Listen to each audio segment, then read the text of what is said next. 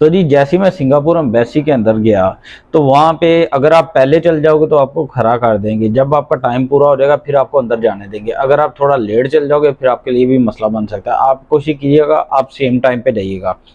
तो जैसे ही आप सिंगापुर एम्बेसी के अंदर जाते हैं तो वो आपको कह देते हैं इतने नंबर काउंटर पे चल जाओ। वहाँ पे काउंटर होते हैं 1 2 3 4 इस तरह करके काउंटर होते हैं। वहाँ पे बिल्कुल रश नहीं होता, बहुत जल्दी काम होता है। वहाँ पे जाके सिर्फ आपने डॉक्यूमेंट्स देने हैं। वहाँ पे 2 फॉर्म होंगे। फॉर्म इस तरह होते हैं कि जी आपकी अगर फीस आपसे जो चार्ज की जाती है, अगर आपके फॉर्म के अंदर जो आपने एप्लीकेशन दी हुई है इसके अंदर कोई किसी किस्म का मसला होता है जिसकी वजह से एप्लीकेशन रिजेक्ट हो जाती है, तो हम आपको फीस वापस देने का मिजाज नहीं रखते, या आप वापस फीस नहीं मांगोगे तो आप उसके ऊपर सिग्नेचर कर देते हो। और दूसरा ये फॉर्म ये होता है कि जी मैंने जो रिक्वायरमेंट्स दी हुई हैं, जो मैंने एप्लीकेशन के अंदर अपनी मालूमात दी हुई हैं वो बिल्कुल करेक्ट हैं, ये बिल्कुल हकीकत पर मबनी है, तो उसके ऊपर आप सिग्नेचर कर देते हो। इस तरह 2 आपसे सिग्नेचर लिए जाते हैं और फॉर्म आपसे ले लिया जाता है। तो जैसे फॉर्म लिया जाता है आपको एक रसीद बना देते हैं और कहते हैं कि जी 150 रिंगिट जो है ना आप पे कर दें। 150 रिंगिट आप कैश में पे कर देते हो। आपको एक लंबी रसीद बना देते हैं, ऊपर एक छोटी सी रसीद लगा देते हैं कि जी ये रसीद है, आपके पैसे अदा हो चुके हुए हैं।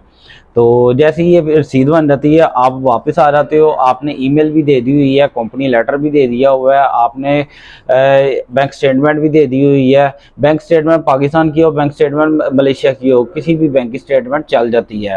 तो इस तरह ये चीज़ें आपने दे दी हुई हैं उनको, और रिटर्न टिकट भी दे दी हुई है, और प्लान भी बता दिया कब मैं आ रहा हूँ कब मैं जा रहा हूँ, और होटल बुकिंग भी दे दी हुई है, फीस भी अदा कर दी है, पासपोर्ट भी इनको दिखा दिया। पासपोर्ट ओरिजिनल लेके जाना है अपने साथ।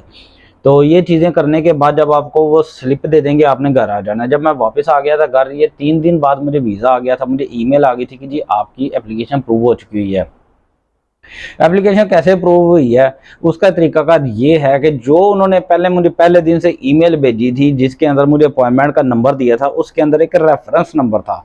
वो रेफरेंस नंबर शो करता है कि अगर आपने सर्च करना है अपनी अपॉइंटमेंट के लिए कि मेरी अपॉइंटमेंट का क्या बना, मेरी एप्लीकेशन का क्या बना, या फिर मेरी वीज़ा जो मैंने दी हुई थी एप्लीकेशन उसका क्या बना, तो वही रेफरेंस नंबर आपने लेके आगे सर्च करना है। जब सर्च करते हो उसके ऊपर ऊपर एक लिंक होता है, जब मैं पहले भी बता चुका हूँ दूसरी वीडियो में, कि उस लिंक को आपने क्लिक करना है तो नई वेबसाइट खुल जाएगी। उसके अंदर आपने एक जगह पर रेफरेंस नंबर लिखना है, दूसरी जगह पे आपने अपना पासपोर्ट का नंबर लिखना है। तो ये चीज़ें क्लिक करके जैसे ही आप सर्च करोगे तो आपकी एप्लीकेशन का तल्लक आ जाएगा, जी आपकी एप्लीकेशन एक्सेप्ट हो चुकी हुई है, आपका वीज़ा लग चुका हुआ है। तो इसका मैं लिंक भी दे दूंगा इस वीडियो का, ऑलरेडी डिस्क्रिप्शन में आप देख सकते हो कि आप किस तरह चेक कर सकते हो कि आपकी एप्लीकेशन का क्या बना था।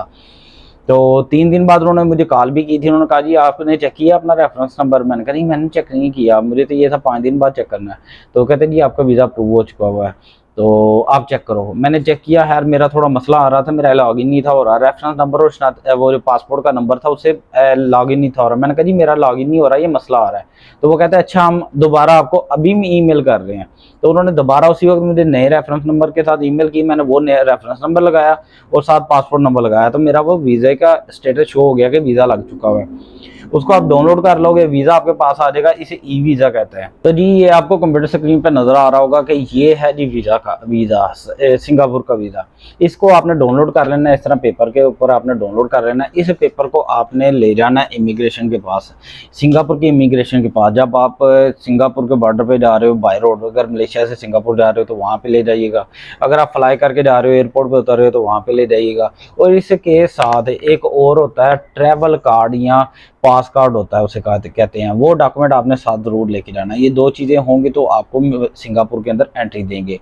तो ट्रैवल कार्ड किस तरह एक्टिव करते हैं या किस तरह लेते हैं या वो किस तरह बनाते हैं ऑनलाइन, तो मैं आपको बता दूंगा नेक्स्ट वीडियो में। तो आप उस तरह बना लीजिएगा और आप जा सकते हो सिंगापुर। तो सिर्फ 2 चीज़ें लेके जानी है। एक ये आपने जो ये आपको जो मिला हुआ है वीज़ा जो आपने अप्लाई किया था और आपने डाउनलोड ऑनलाइन कर दिया था पेपर के ऊपर, ये आपने पेपर लेके जाना है, इसे ई वीज़ा कहते हैं। तो आपने एक ये पेपर लेके जाना है और दूसरा ये लेके जाना है आपने वो जो पास कार्ड है या ट्रैवल कार्ड है, तो वो लेके जाना है। वो 2 चीज़ें होंगी तो आपको एंट्री दे देंगे। तो होटल बुकिंग लेके जाना ना भूलिएगा।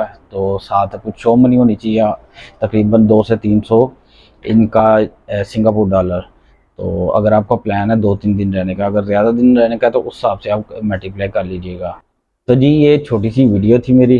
अगर आपको मेरी वीडियो अच्छी लगी हो तो मेरे चैनल को सब्सक्राइब कीजिएगा, मेरी वीडियो को दूसरों के साथ शेयर कीजिएगा और मेरी वीडियो को लाइक कीजिएगा। अपना बहुत सारा ख्याल रखिएगा। अस्सलाम वालेकुम।